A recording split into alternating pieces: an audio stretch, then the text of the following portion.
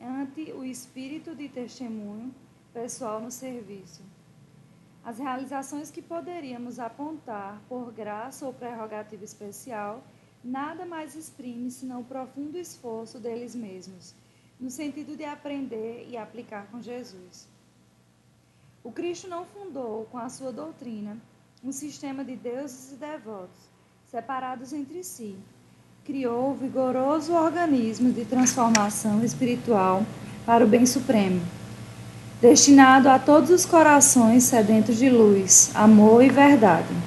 No Evangelho, vemos Madalena arrastando dolorosos enganos, Paulo perseguindo ideias salvadoras, Pedro negando o divino amigo, Marcos em luta com as próprias hesitações. Entretanto, ainda aí contemplamos a filha de Magdala renovada no caminho redentor, o grande perseguidor convertido em arauto da Boa Nova, o discípulo frágil conduzido à glória espiritual e o companheiro vacilante transformado em evangelista da humanidade inteira. O cristianismo é fonte bendita de restauração da alma para Deus. O mal de muitos aprendizes procede da idolatria a que se entregam em derredor dos valorosos expoentes da fé viva, que aceitam no sacrifício a verdadeira fórmula de elevação. Imaginam-nos em tronos de fantasia e rojam-se-lhes aos pés, sentindo-se confundidos, inaptos e miseráveis, esquecendo que o Pai concede a todos os filhos as energias necessárias à vitória. Naturalmente, todos devemos amor e respeito aos grandes vultos do caminho cristão. Todavia, por isso mesmo, não podemos olvidar que Paulo e Pedro, como tantos outros, saíram das fraquezas humanas para os dons celestiais e que o planeta terreno é uma escola de iluminação, poder e triunfo, sempre que buscamos entender-lhe a grandiosa missão. Que assim seja.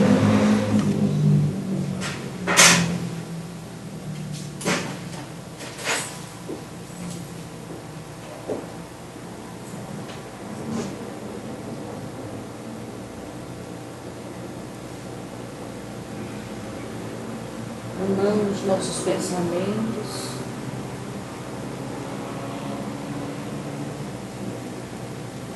e nos conectarmos a Jesus pela força maior. Pedimos ao Criador que venha ter conosco. Meu bom Jesus, nosso irmão, Filho de Deus, Pai Todo-Poderoso, neste momento que rogamos misericórdia por nós. Misericórdia pelos nossos atos, pelas nossas falhas, pelos nossos pensamentos, que por muitas vezes não são bons. E gostaria nesse momento, Senhor Jesus, pedir que a Tua misericórdia repouse sobre todos nós, para que, fortalecidos na Tua fé e na Tua confiança, possamos prosseguir esta semana que se inicia, nos dando força, fé e esperança para prosseguirmos a nossa jornada, que por muitas vezes não é muito fácil. Pedimos o auxílio dos trabalhadores incansáveis de Tua seara, meu Deus Jesus, ao doutor Amadeus, doutor Bezerra de Menezes, a nossa querida Mireia, e todos aqueles que fazem o corpo desta casa, que tanto nós amamos. Esta casa que nos acolhe,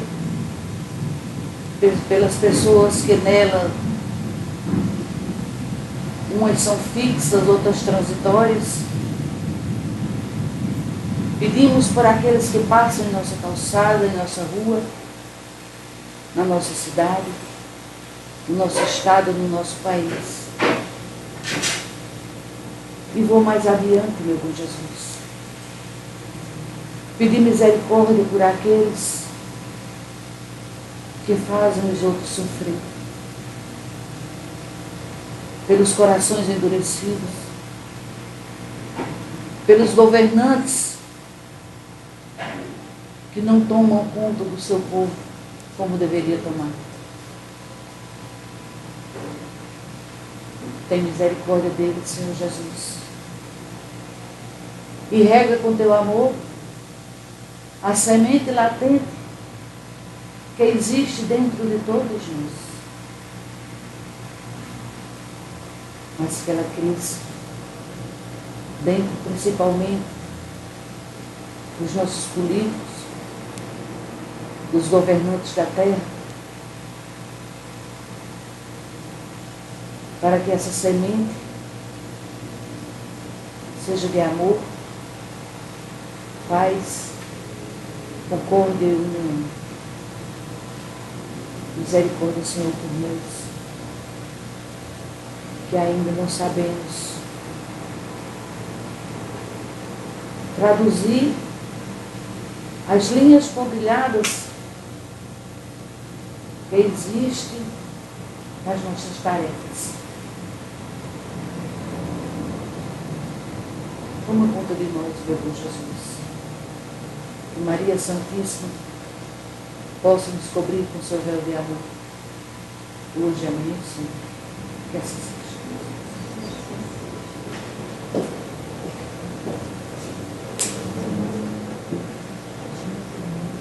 Pode? Quem for participante de hoje, seja bem-vindo.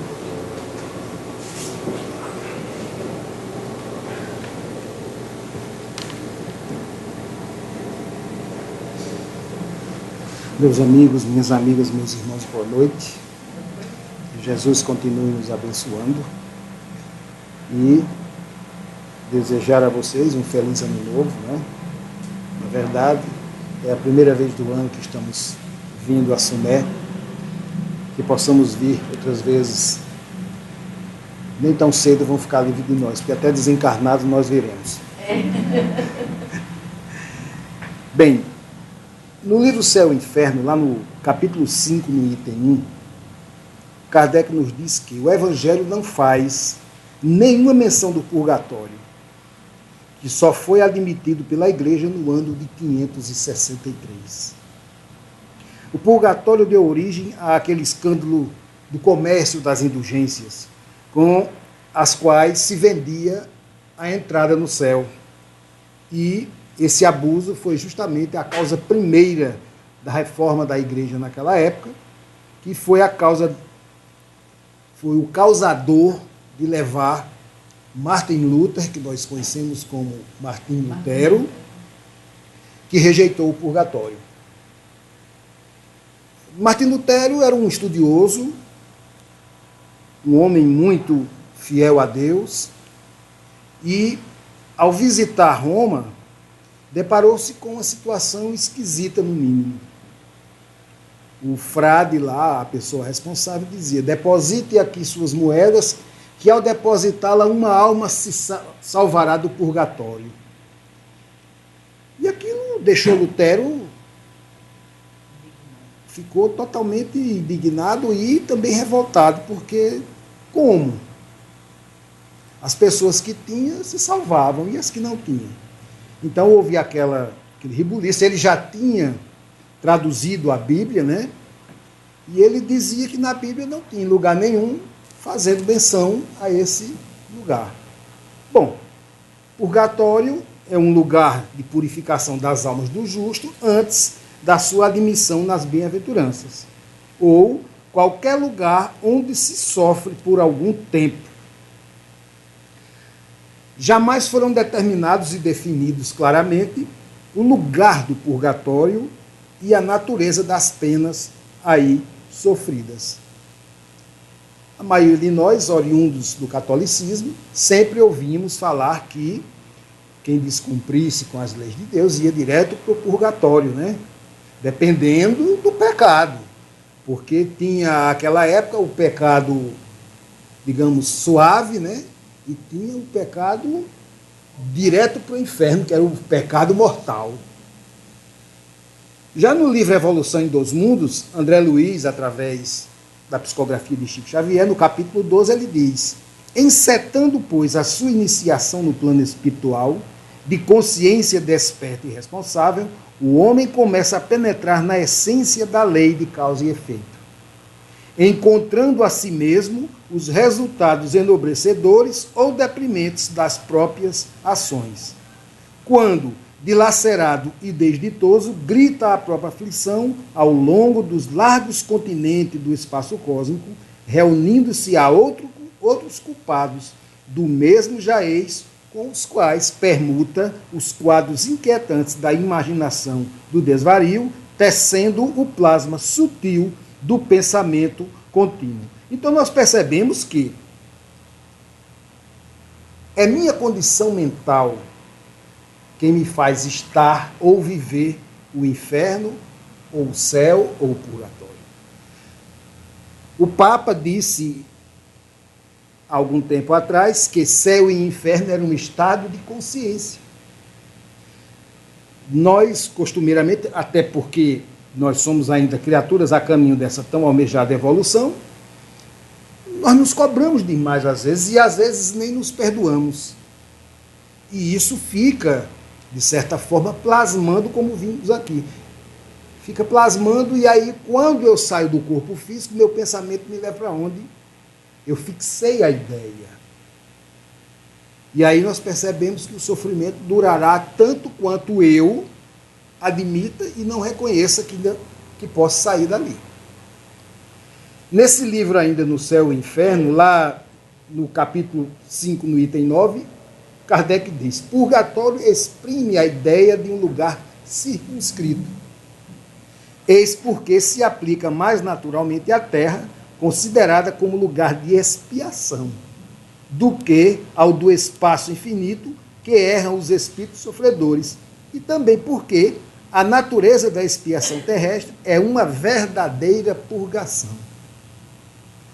Nós aprendemos com a doutrina que estamos aqui para consertarmos erros de um passado, ou pagar, não é? Como assim chamamos costumeiramente. Então, eu expurgo aqui todas as mazelas morais e, ao mesmo tempo, adquiro novos conhecimentos e a tão almejada mudança íntima, ou seja, minha transformação, através dos consertos, dos equívocos que não cometo mais e que me darão a condição de seguir bem adiante com mais tranquilidade. Então, como aqui nós purgamos, expurgou, purga, é o processo de expurgar, de expelir, expulsar, exilar no sentido de algo, de desfazer-se de um problema, colocar para fora um objeto com a conotação negativa, limpar-se, corrigir-se. Então vejam que nós estamos, nesse exato momento, com os dois pés no purgatório. Aquilo que nós temíamos tanto, né? Estamos com os dois pés fincados nele. Graças a Deus. Porque senão estaríamos no inferno. Há quem diga que o purgatório é a antessala do inferno. É a sala de recepção. Mas que bom, por quê? Porque assim somos reconhecedores dos nossos defeitos e das nossas pequenezas ainda. Por quê? Porque estamos rumando a essa almejada evolução. E é aqui onde estamos expelindo, pondo para fora aquilo que não nos serve e que em outro momento nos prejudicou, que são nossos defeitos, nossos vícios. Não é? Muitos não conseguem, coitados, ainda estão cometendo os mesmos delitos e até aumentando o processo, porque em outra época eu furava com a espada, agora eu atiro com um revólver, né? Ou com um fuzil. Então a gente percebe que a mudança vem de dentro para fora e que eu tenho que ter consciência disso. Nós já somos, de certa maneira, todos conscientizados das leis de Deus, porque Kardec, lá no Livro dos Espíritos, perguntou onde estão inscritas as leis de Deus. E nos foi respondido que estavam na consciência. Todos somos conscientes quando erramos e quando acertamos. Mas, em algumas situações, como eu disse, nós não nos perdoamos. E isso nos afeta profundamente. Eu cometi um erro e admitir, reconhecer, basta. Mas eu tenho que reparar, consertar aquele erro. Agora, ficar me culpando, me cobrando e não fazer nada, eu vou entrar em parafuso. É ir à luta, enfrentar. Todo mundo erra, claro. Nós ainda temos o direito de errar, pela nossa condição. Então, o purgatório serve para isso. Para com os erros eu acertar, ou seja, chegar ao acerto. Me condicionar a repelir, a não admitir mais aquilo comigo, ou seja, pôr para fora. Adquirir novos conhecimentos, novos hábitos, bons hábitos, né? E seguir em frente. Então, o purgatório não é, como vemos aqui, uma ideia vaga e incerta. É uma realidade material que vemos, tocamos e sofremos. Ela se encontra nos mundos de expiação e a Terra é um deles, então a gente percebe que aí é fato consumado. Estamos no purgatório. Sem nenhum problema. Porque o sofrimento é proporcional ao tamanho da minha culpa. E a necessidade de substituir esses pensamentos equivocados por novas ideias e novas aptidões. Então, não tem trabalho, nós é que complicamos. Nós é que fazemos a coisa mais difícil do que já é. Porque, na verdade, nós devemos nos ajoelhar diante de Jesus e ficar de pé diante dos nossos problemas. Essa é a ideia. Mas as pessoas fazem o inverso. Eu não devo ter medo. Claro que em situações adversas a gente fica nervoso, perde o equilíbrio, o bom senso, etc. Mas não nos dá o direito de admitir tão fácil a derrota. Temos que ir à batalha. Temos que ir à luta. Ou seja, a boa luta. Lutar por mim, pela minha ascensão.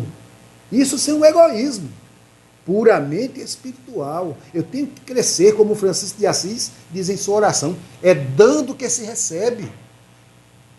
Mas eu vou dar o que eu não tenho? Fica difícil. Então eu tenho que ter para poder dar. Então, tudo isso nos faz as criaturas maravilhosas que somos. Na questão 1012 do Livro dos Espíritos, Kardec perguntou: o que se deve entender por purgatório? Dores físicas e morais. É o tempo da expiação. É quase sempre na terra que fazeis o vosso purgatório e que Deus vos faz expiar as vossas faltas. Então veja que está aí definida a localização do purgatório. Estamos pisando nele. Vamos ver o que dizem alguns credos sobre o purgatório. No Sínodo de Jerusalém, em 1672, o clero declarou que as almas que adormeceram estão em repouso ou em tormento conforme suas obras. Mas as almas de alguns partirão para o Hades e não hão de suportar as penas devido aos pecados que cometeram. Como nós sabemos, esse Hades aqui, na mitologia grega, seria o deus do mundo inferior, deus dos mortos, que era chamado de Hades, equivalente ao deus romano Plutão, que também significava o rico, né? E era também uns deuses dos epítetos gregos. Seu nome era usado frequentemente para designar tanto Deus quanto o reino que ele governava nos subterrâneos da terra. E consta também de ser chamado de Serapis, lá atrás, pelos egípcios, adoravam esse deus que eles chamavam de Serapis. Então nós percebemos que a igreja, com o passar dos anos, ela omitia certas ideias, certos conhecimentos, para que nós ficássemos presos a isso, ou seja, com medo, porque não tínhamos noção. Hoje, com o advento da doutrina dos Espíritos, no ano de 1857, quer dizer, tudo ficou às claras agora com mais facilidade de entendimento. Isso não quer dizer que agora eu posso fazer o que eu quero. Posso fazer o que eu quero, sim, mas no bem. Porque as pessoas acham que liberdade é isso. É fazer o que vem à cabeça sem medir as consequências. Ou seja, não tem conhecimento como nós da lei de causa e efeito, ação e reação. Os mais antigos diziam, quem joga pedras para o alto, uma lhe cai na cabeça. E é o que muitos estão fazendo, estão jogando pedras para o alto. Há inúmeras linhas de doutrinas protestantes que divergem grandemente uma das outras, porém, nas questões fundamentais do cristianismo, as igrejas protestantes, como as metodistas, batista, presbiteriana, luterana, quadrangular e etc., não acreditam na existência do purgatório, por não considerarem o livro 2 de Macabeus, que é de onde provém esse conceito de purgatório, porque é tido como um deuterocanônico, ou seja, não foi devidamente inspirado, mas pertence à segunda classificação dos cânones. Então, vejam que cada religião tem um entendimento a respeito desse assunto. Já a comunhão anglicana, muitas igrejas episcopais rejeitam a doutrina do purgatório, com exceção de algumas anglo-católicas. Porque o artigo 22 dos 39 dessa religião afirmam que a doutrina romana relativa ao purgatório, indulgências, veneração e adoração tanto à imagem como de relíquias e também a invocação dos santos é uma coisa fútil e vanamente inventada, que não se fundam em testemunho algum da Escritura, mas, ao contrário, repugna a palavra de Deus. Então veja que essa aí, para eles, não existe, não aceitam. Mas na frente, a Igreja Ortodoxa sustenta, no entanto, que é necessário crer num estado intermediário após a morte, no qual os crentes são aperfeiçoados, conduzidos à plena santificação, num processo de crescimento e não de punição, de alguns que também determinam o lugar como purgatório. A teologia ortodoxa geralmente se omite em relação à situação dos mortos, como envolvendo sofrimento ou fogo, embora descreva como uma condição terrível. Então veja que essa história não vai para o fogo do inferno, que vai arder lá no caldeirão, no mármore quente. Nada disso procede. Hoje nós temos essa consciência. E isso nos amedrontava, que era aquela coisa pavorosa, né? Olha, você cometeu um pecado mortal, faltou com respeito ao pai e à mãe, vai direto para o inferno. E o povo ainda botava um júri em cima e vai mais de cabeça para baixo. Aí é pior, né? Porque ia de cabeça para baixo. Então vejam o quanto nós sofremos pelo não conhecer, pela ignorância da realidade, que nós somos a causa. Porque a doutrina nos diz claramente que tudo que nos acontece é fruto dos nossos equívocos, dos nossos erros. Foge à lógica fazer o bem e receber o mal. Isso é óbvio e claro, não é? Ah, mas eu faço tanto bem e só recebo o mal. Ora, o bem que você está fazendo, você está plantando. O mal que você recebe, você está colhendo. Somente isso. Porque não faz sentido você fazer o bem e receber o mal de paga, né? Foge totalmente à lógica. E poderia ser pior. Ah, poderia ser bem pior, é verdade.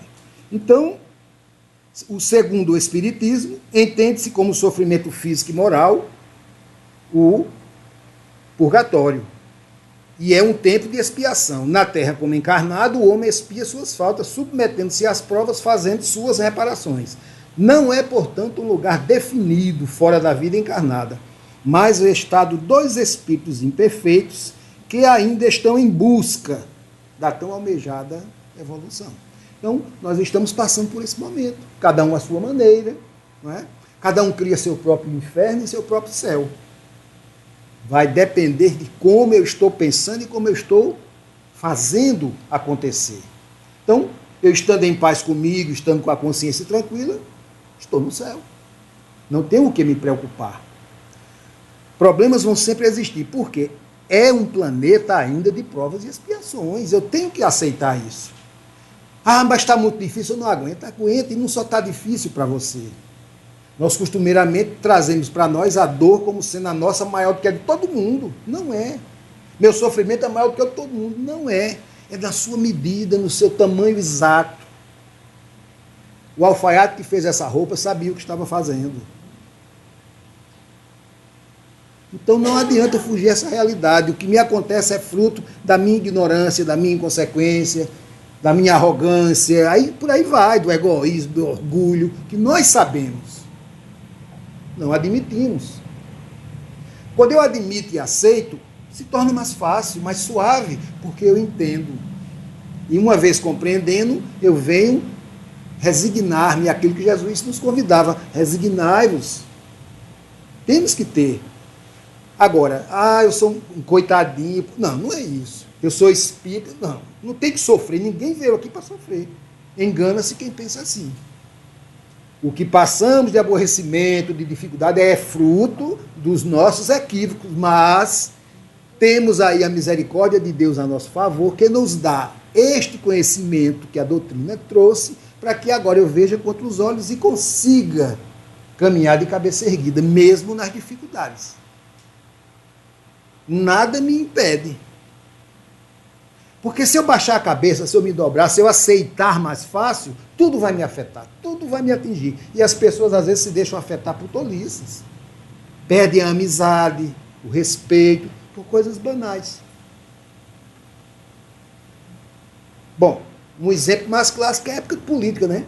As pessoas perdem a amizade por conta de torcer por um, torcer por outro, como time de futebol, né? As pessoas brigam, se matam. Tolice. Eu posso torcer pelo time que eu quero, pelo candidato que eu quero, pela miss que eu quero, pelo, sei lá, qualquer coisa aí. Eu tenho que respeitar o outro. Se ele pensa diferente, é claro que ele é diferente de mim. Não tem necessariamente que pensar igual. E isso nos traz uma coisa bem simples, que eu sempre converso com minha esposa em casa quando aparece alguma cena da região.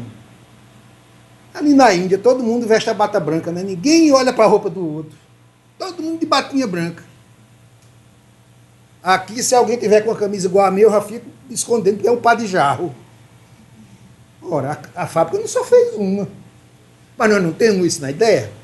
Veja a que ponto chega a nossa preocupação. Eu me preocupar porque alguém está com um sapato igual ao meu? Claro. A sapataria vende 1000 pares. Então, precisamos ainda avançar muito nesse sentido de certas coisas, coisas banais, coisas, não é? Eu tenho algo mais importante para me preocupar. A saúde, por exemplo, não é? É motivo de preocupação. Agora, tem gente que vai todo dia para o médico. Nem tanto ao mar, nem tanto à terra. Os excessos, os abusos é quem nos prejudica. O equilíbrio, o caminho do meio.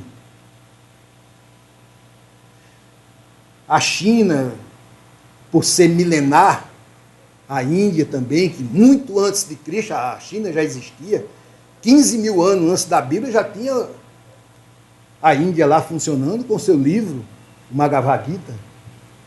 Então nós percebemos que são civilizações que têm um conhecimento muito, mas muito antigo. Mas o que é que nós vemos lá? O povo ainda está preso àqueles atavismos. Outro dia mostrou um cidadão com o braço, está com o braço em pé há 37 anos que ele está nessa posição. É um avatar. Quando passa na rua, eles curvam a ele. Pode ser muito bonito, mas qual a finalidade? O que é que isso me dá de subsídio para viver? Para pelo menos melhorar minha condição de vida. Então a gente percebe que adoram ratos, adoram cobra, macacos, Se a vaca entrar na minha casa e quebrar tudo, eu sou um abençoado. Imagina quebrar uma televisão de 70 polegadas, hein? Quem deve achar boa é o dono da loja, né? O povo morrendo de fome não pode tomar o leite nem comer a carne. Então estão presos ainda a isso. O mundo já está no século XXI. O bom da doutrina dos Espíritos é porque ela é eclética. Ela não nos prende a esses atavismos. Ela nos esclarece. E aí eu faço minhas conclusões, tiro minhas conclusões. E vou viver de acordo com o momento, mas sem fugir à origem, à base, que é tão simples. Amar ao próximo como a mim mesmo. Porque não foge disso. A doutrina, por mais que a gente leia, você vai ouvir falar somente de amor. Se você pegar o Evangelho segundo o Espiritismo, do capítulo 1 ao 28, é tudo falando do amor ao próximo. Porque é a única saída. Enquanto não nos amarmos, não vamos sair dessa condição. E o amor começa com um simples respeito.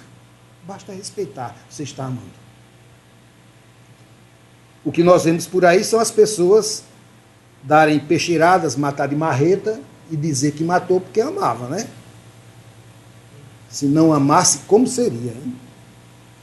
A Igreja Ortodoxa sustenta, no entanto, que é necessário crer num estado intermediário, ou seja, tem que ter esse momento. Porque eu não posso sair do nada, que o nada não existe, ou seja, sair do zero para o céu. E aí? Deus, quando criou simples e ignorante todos os espíritos. Quem é anjo hoje, um dia foi como nós. Não nasceu anjo, não foi criado já anjo. Então temos que passar por esses momentos e de cabeça erguida e agradecer. E também por um detalhe muito simples, mérito nosso. Só chegamos aqui porque conquistamos um lugar. Se hoje nós somos 7 bilhões e 500 bilhões, existe o quádruplo de espíritos precisando reencarnar como nós. Esse momento aqui é fantástico. Precisamos aproveitá-lo. O tempo urge. E o tempo já viu, né? Perde, não volta mais. Se desperdiçar, não tem o de comprar. Você não guarda ele. Você tem que usar e fazer bom uso. Porque o que eu disse há 10 minutos atrás é passado já. Não adianta fugir disso aí. Nós temos que ter essa consciência, porque senão não vamos andar, não vamos sair do lugar. A cultura popular também apresenta a concepção do purgatório como lugar físico, embora a Igreja Católica ensine que o purgatório não indica um lugar, mas uma condição de existência. Então pergunta-se, aqueles irmãozinhos que estão fugindo dos seus países de origem, à procura de um lugar ao sol, estão saindo do purgatório? Não, estão dentro do purgatório, mas estão saindo do inferno para o purgatório. Ou seja, que é menos quente, né? Porque, como eu vi na entrevista, um deles disse, aqui pelo menos eu durmo sem o barulho das bombas. Imagina você dormir, uma bomba cair aqui, outra cair ali. Dorme-se. Imaginem. Então, se lá está ruim e aqui está melhor do que lá. Pelo menos aqui a gente dorme. Então, tudo é uma questão de consciência. Eu aprendi a lidar comigo. Firmeza de caráter. Ser verdadeiro. Como Jesus dizia, que seja o teu falar sim, sim, não, não. Não adianta mentir. Se eu mentir agora, eu vou ter que mentir daqui a pouco, amanhã, depois de amanhã, eu vou ter que ficar mentindo até o resto da vida. Não posso, não é? Porque se eu consertar, eu menti. E se eu continuar, eu vou mentir. Aí, e a verdade, se eu disser ela agora, ela vai ser hoje, amanhã, daqui a 100 anos. 1000 anos. É a verdade, acabou. Então, quando a gente toma conhecimento disso, nos dá mais respaldo.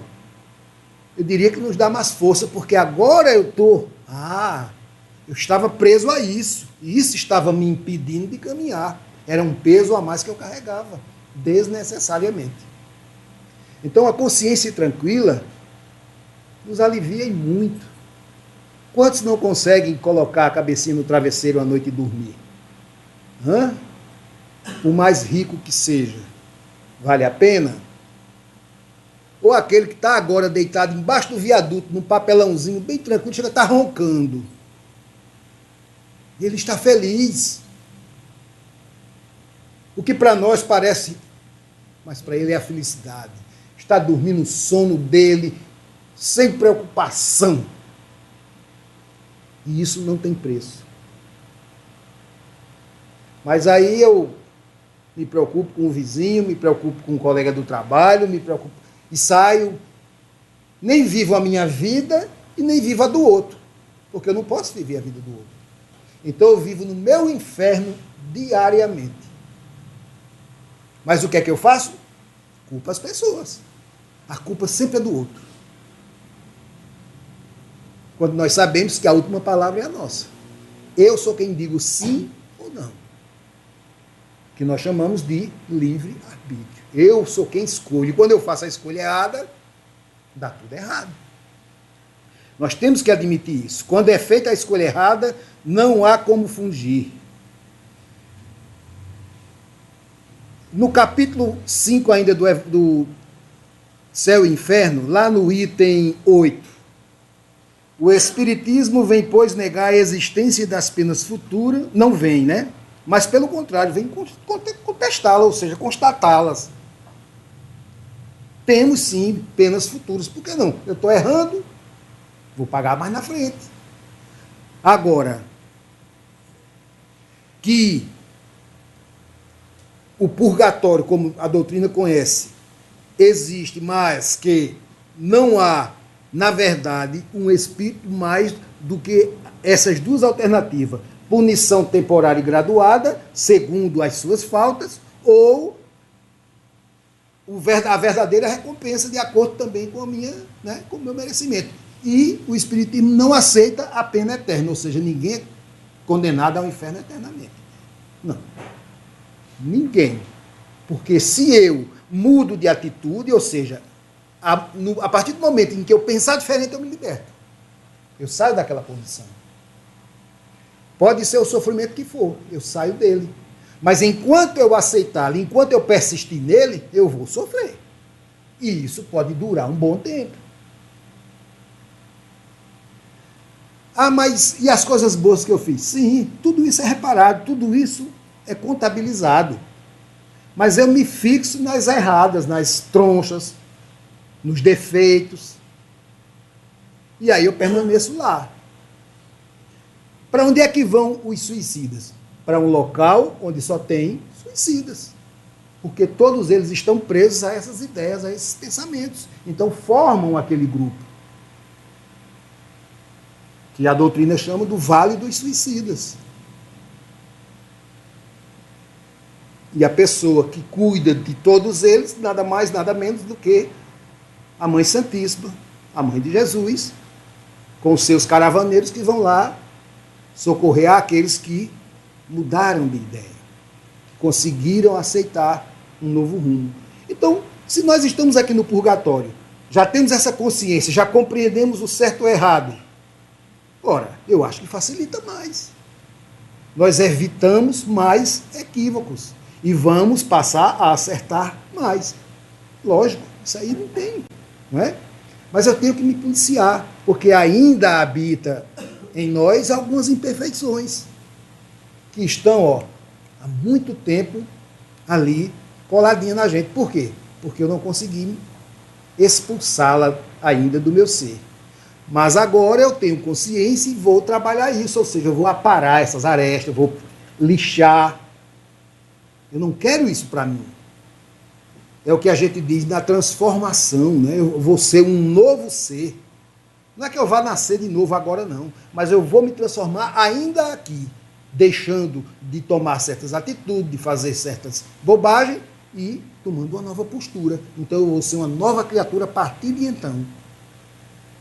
E isso as pessoas percebem. Porque elas nos observam, né? Aí dizem, pai, fulano mudou, fulano não é mais aquela pessoa, não. E isso é bom, porque nós estamos dando exemplo. Então, quando a gente pensar em fazer alguma bobagem, lembre-se que sempre tem alguém nos observando. E agora, com a tecnologia, sorria que você está sendo filmado, né? Em todo canto tem uma câmera agora e não adianta dizer, eu não fiz, não fui eu. Porque muita gente vai ver e vai dizer, ó, você lá, seu rostinho lá, né? Mas por que Cristo não falou em purgatório? É que não existindo a ideia, não havia a palavra especial para representá-la. Ele se serviu da palavra inferno, que estava em uso, como um termo genérico para designar todas as modalidades das penas futuras. Se nós lermos na Bíblia, não vamos encontrar essa palavra, realmente porque Jesus não falou nisso aí, não é? O inferno pode traduzir-se por uma vida de provas extremamente penosa, com a incerteza de melhora. Inferno é um termo usado por diferentes religiões. Na mitologia, na filosofia, são representadas como morada dos mortos, ou seja, o inferno é um local lá embaixo, é um local onde só existe dor, sofrimento, né?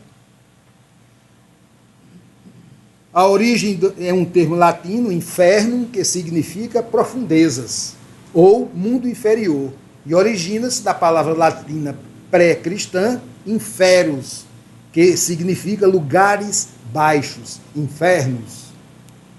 Esse é o significado da palavra inferno, né? Na Bíblia latina, a palavra é usada para representar o termo hebraico Seol e os termos gregos Hades e Geena, sem distinção. É muito comum encontrarmos, e fulano estava no Seol. Seol é a mesma coisa que inferno, é um local onde o sofrimento habita, né? Onde o sofrimento reina. E para isso, na questão 1006 do Livro dos Espíritos, Kardec perguntou: a duração dos sofrimentos do espírito pode ser eterna? E aí os espíritos responderam: sem dúvida, se ele fosse eternamente mau, ou seja, se jamais tivesse de se arrepender nem de se melhorar. Então sofreria eternamente, mas Deus não criou seres eternamente voltados ao mal. Não fomos criados para o mal. Essas pessoas que cometem maldades, perversidades por aí, são por conta e risco. Questão deles. Não admitem, não aceitam que ninguém faça com eles, mas com os outros é normal. Eles não têm piedade, não têm esse sentimento ainda. Ou seja, existem nele, mas eles não deixam aflorar. É como se fosse sedimentado, soterrado por essa maldade que eles acharam vantajosa, dar risadas com a desgraça do outro, do sofrimento. O que se pensaria de um país que só tivesse pena de morte para todos os crimes, até o mais simples, como seria, né? Qualquer besteirinha, condenado à morte. Como seria? Então a gente percebe que, sem o purgatório, só há para as almas duas alternativas extremas: a felicidade absoluta ou o suplício eterno. Na maioria das vezes, ele se torna infeliz neste mundo por sua própria culpa. Na terra se expia somente as faltas, não se expia somente as faltas atuais, mas também as anteriores que não pode antes reparar, sofrer nesta vida as provas que faz os outros sofrerem numa outra existência. Ou seja, aquele que com o ferro fere, com o ferro será ferido. Eu vou passar pelo sofrimento na mesma proporção que eu causei a alguém, a mesma dor. Não seria a mesma forma, porque eu matei de faca, vou morrer de faca. Não seria isso. Seria em termos de dor, de sofrimento equivalente ao que eu causei. Ninguém foge a isso. Por isso que Jesus dizia: fazei ao outro que gostaria que o outro vos fizesse. Se pensássemos nisso toda vez que fôssemos partir para uma agressão, talvez diminuíssemos um bocado aí desses tormentos que nós vemos lá fora. Quando Jesus conclamava esse amor, muita gente não tem nem noção, não faz ideia do que é esse amor. Nós que professamos essa doutrina, temos uma vaga noção. Por quê? Porque para muitos de nós, amor é amor de filho, amor de marido, amor de mulher. Ora, eu amo minha mãe, claro, é sua mãe. Ah, meu filho eu amo. Claro, é seu filho. Mas você ama o filho do vizinho que sobe no teu telhado, que quebra a antena da tua televisão? Né? Então, Jesus fazia referência ao amor no sentido de nos respeitarmos. Se eu respeitar a todos, eu estou amando a todos. Respeito denota cuidado, zelo com o outro. E isso é amor. Não é aquele amor do cara dar uma gravata no pescoço da outra e sair dando cheiro no cangote. Não, isso não é amor, não. É muito fácil, né? Mas é isso. É ter misericórdia, ter responsabilidade com o outro, se preocupar com o outro. Isso é amor. Amar os defeitos do outro. Ah, principalmente, né? Porque quando a gente casa, nem se lembra que no pacote vem a sogra, né?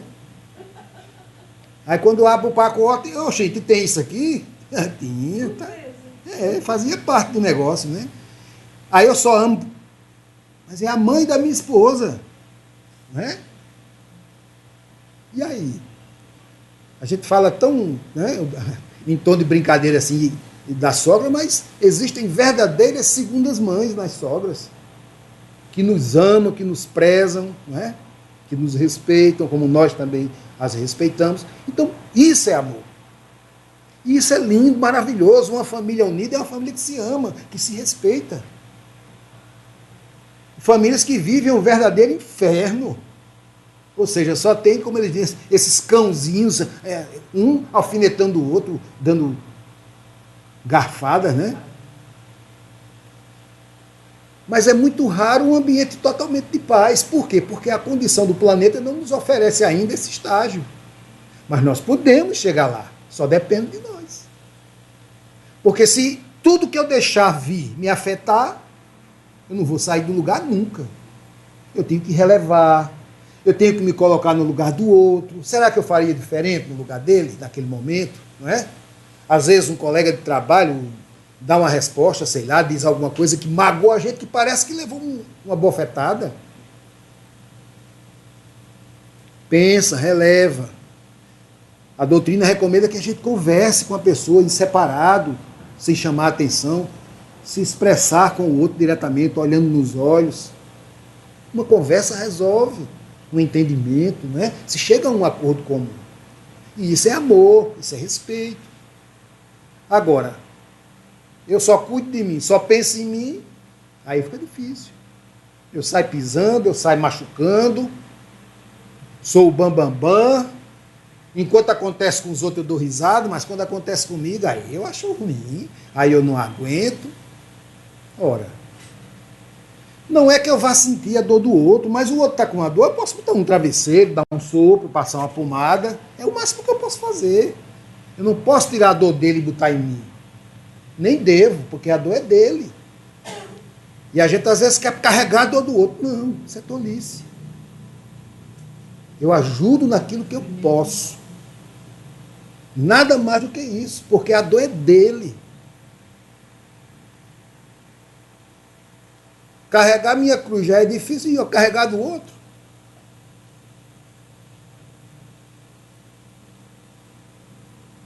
Contam que um cidadão foi levado por Deus para conhecer o céu e o inferno. Foram primeiro no inferno.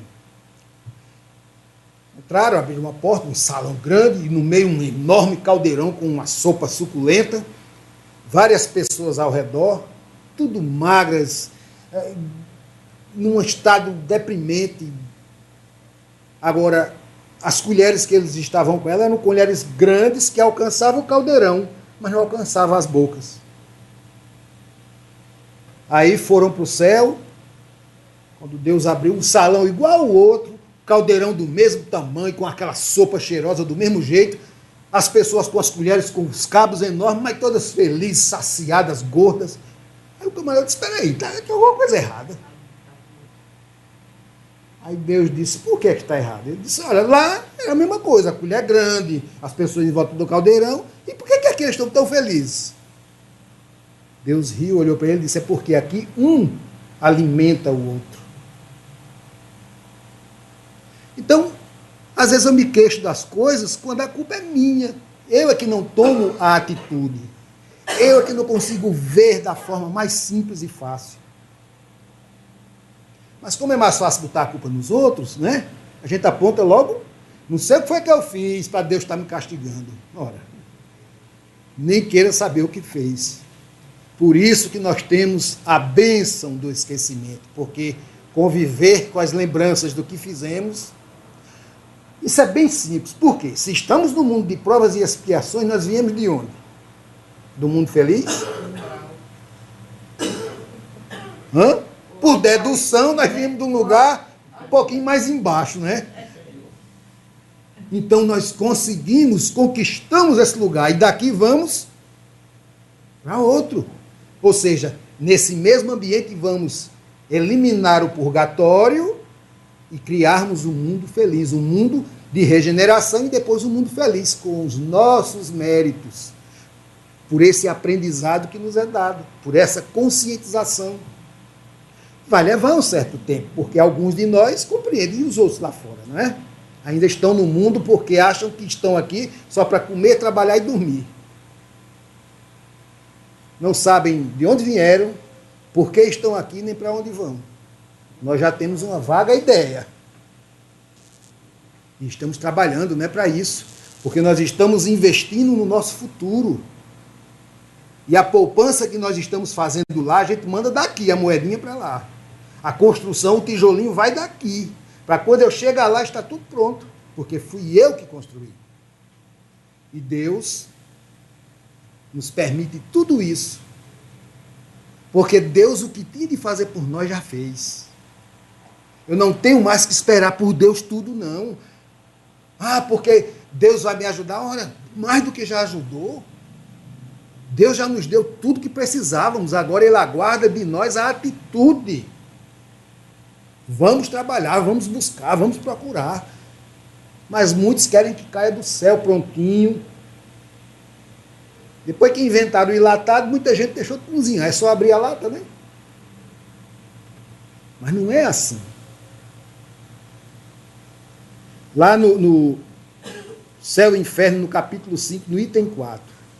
É, pois, nas reencarnações sucessivas que a alma se liberta pouco a pouco das suas imperfeições, que ele se purga, numa palavra, até que se torne bastante puro para merecer libertar-se dos mundos de expiação e ir para mundos mais felizes, deixando esses mais tarde para gozar felicidades supremas.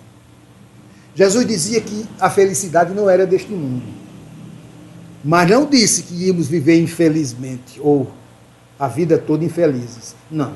Ele quis dizer que a felicidade não era deste mundo, mas a felicidade plena. Ainda não. Mas eu tenho momentos de felicidade, reflexos de felicidade, né? Quando eu me formo, quando um filho se forma, quando o filho ou a filha casa, quando eu acerto na loteria, né? Quem é que não fica feliz, né? Tem uns que até morrem do coração, fica tão feliz que morre. Então, felicidade é uma construção. Nós vamos construindo. Nosso progresso é uma construção, estamos construindo. E daí, esse purgatório, que eu acho maravilhoso, está nos dando uma nova oportunidade. E agora, com o conhecimento de causa. Agora eu sei o que é que eu estou fazendo aqui. Agora, vejam que muda o aspecto da vida. Essa consciência nos dá agora uma vantagem a mais do que muitos outros, que ainda estão, cegos. Então agora só nos resta escolher o caminho e seguir em frente, de cabeça erguida, lutar por isso, mas lutar a boa luta, sem atrapalhar, sem prejudicar, sem pisar ninguém. Porque até numa simples fila o povo toma a vez do outro, né? Acha isso bacana. Se fosse a fila da morte, eu duvido. Ele dava para ir lá para trás. Não, trocar comigo o lugar, eu vou lá para trás. Pode ir, não faço questão não. Mas um simples lugar na fila, as pessoas Se virar um caminhão ali na esquina, morre o caminhoneiro lá nas ferragens e o povo rouba a carga. Infelizmente. Mas, graças a Deus, esse purgatório está maravilhoso. Dele vou sair para um lugar melhor, porque não há como regredir, não há como voltar mais daqui. É um caminho sem volta, ou vai para frente ou vai ficar nele. Quem decide sou eu. Você decide. E eu vou tomar uma decisão. Eu vou seguir em frente. Vou ficar fazendo o quê aqui? Tomando o lugar dos outros? Não, tem muita gente para vir para cá ainda. Né? Vou passar meu momento, seguir em frente, para quando eu estiver lá, poder ajudar os que aqui estão, porque eu já sei como é aqui, porque eu passei, como eles nos ajudam, porque já passaram. E ai de nós se não fosse a ajuda desses amigos espirituais. Ai de nós, porque seria bem mais difícil. Olha que aqui e acolá eles estão dando uma luzinha. Não podem pegar na mão da gente, não, mas aqui e acolá eles ajudam. E isso é valioso, a gente tem que aproveitar essas oportunidades. São tantas que a gente nem imagina. No dia a dia nós somos provados constantemente. Tem prova que a gente passa que nem sabe como passou. Por quê? Ela já está tão mecanizada no nosso processo de dia a dia que você resolve sem problema. Mas outras já lhe afeta, já lhe balança, né? Tira você do equilíbrio. Mas é assim mesmo. São as provas que vão aumentando de acordo com meu aprendizado. O que é que a doutrina diz? A quem mais for dado, mais será cobrado. Só será cobrado aquilo que eu posso pagar. Lembrem-se disso. Deus seria injusto cobrar da gente aquilo que não podemos. Então, fiquemos tranquilos, porque o que nós sabemos, o que nós conquistamos, é o suficiente. Vamos seguir em frente sem olhar para trás. Não há por que perder tempo. Tempo não se pode perder. Sendo o sofrimento inerente, né, como diz aqui no texto, sendo o sofrimento inerente à imperfeição, sofre-se, portanto, por quanto tempo se foi imperfeito, como se sofre uma doença por tanto tempo quanto não se consegue extinguir suas causas. E aí, assim um homem orgulhoso sofrerá as consequências do orgulho, da mesma maneira que um egoísta sofrerá as consequências do seu egoísmo. Então, vamos acreditar mais em nós, acreditar mais em Deus, termos plena consciência de que aqui chegamos por mérito nosso e vamos sair daqui de cabeças erguidas, porque é assim que Deus quer, é para isso que estamos aqui também. Conhecer o que puder, adquirir esse conhecimento, porque ninguém rouba, é o tesouro que Jesus falava, que a traça não rói, nem a ferrugem come, nem o ladrão rouba. Duvido o cara chegar com um revólver aqui e dizer, me dê seu conhecimento. Leve, como é que ele vai tirar, né? Isso aí, não tem preço. Então, que possamos, cada um nas nossas preces, como foi feita na prece inicial aqui, rogar por esse planeta, em especial pela nossa nação, para que saiamos dessa condição, porque muitos de nós carregam a culpa maior, porque podia fazer e não fez, e nós vamos acreditar que agora chegou a vez daqueles que podem fazer, realmente fazer algo por nós, com a nossa ajuda, com a nossa cooperação, com o nosso entendimento. Porque desejar que dê errado, vai dar errado para mim também. Isso é tolice. Vamos acertar, vamos confiar que tudo vai melhorar, tudo, porque o Brasil é o coração do mundo, a pátria do Evangelho. E não é por acaso. Deus permitiu a Jesus transplantar a árvore aqui. E ela está bem plantada aqui. E vamos regá-la com os nossos bons sentimentos, com as nossas preces, para que isso nos favoreça em um futuro bem próximo. Então, que Jesus, nosso Mestre, nos conceda sempre a serenidade necessária para aceitarmos as coisas que não podemos modificar, coragem para modificar aquelas que podemos e a sabedoria para distinguirmos uma das outras. Muita paz para todos.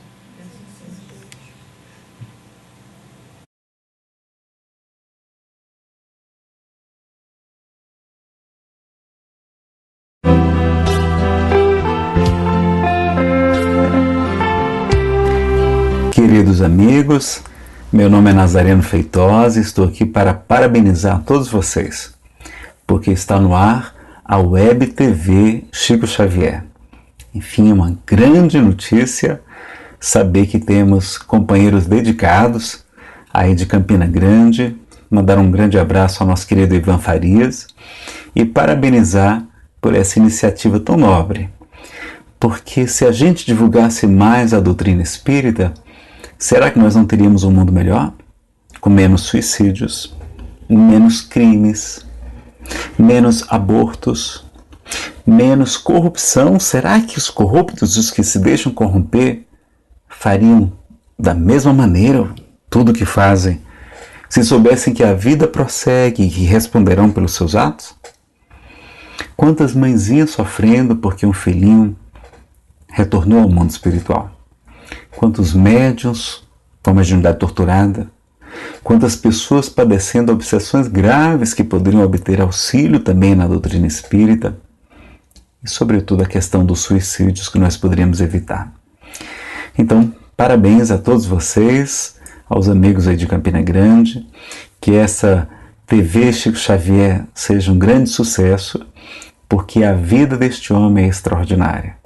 Falar de Chico em uma palestra é impossível. Nós precisamos realmente de uma rádio, de uma TV, falando 24 horas, todos 7 dias por semana, para poder cobrir um pouco dos muitos lindos casos de Chico Xavier, de tantas lições, de tantos ensinamentos, para falar das suas obras extraordinárias, enfim, tanto conhecimento que é luz para a humanidade. O Espírito Emmanuel, no livro Estude Viva, no capítulo 40, vai falar que o Espiritismo solicita uma espécie permanente de caridade, a caridade da sua própria divulgação. Então, vamos em frente com essa grande caridade que leva consolo, esperança, fé, alegria e esclarecimento para muitos corações. Um grande abraço, fiquem todos com Deus.